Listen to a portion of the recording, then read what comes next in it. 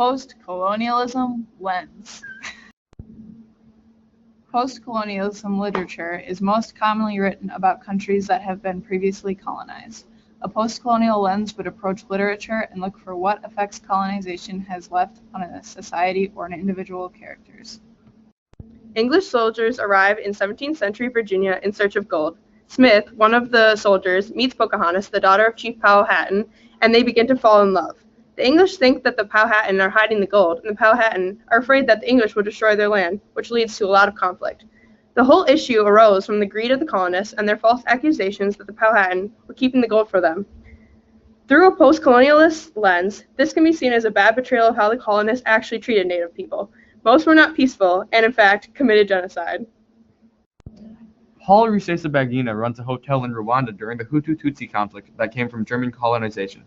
Throughout the story, the UN and other outside forces eventually give up on the refugees, forcing Paul to take them into his hotel.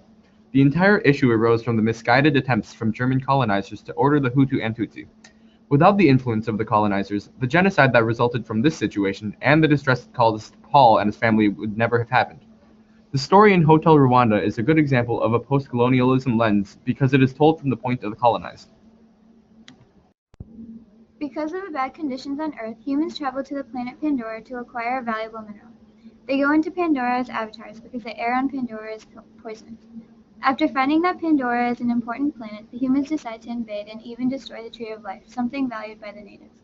Their one goal is to take the planet away from avatar control, and they disregarded the fact that they were destroying people's homes and world. Max, the main character, travels to a new world to a place where monsters roam. He tames the monsters and becomes their ruler. But who asked the monsters if they wanted to give up their anarchism?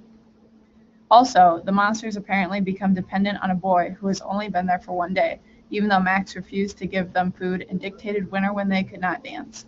What qualifies him, a child that has little to no understanding of their culture, to be the ruler of the wild things?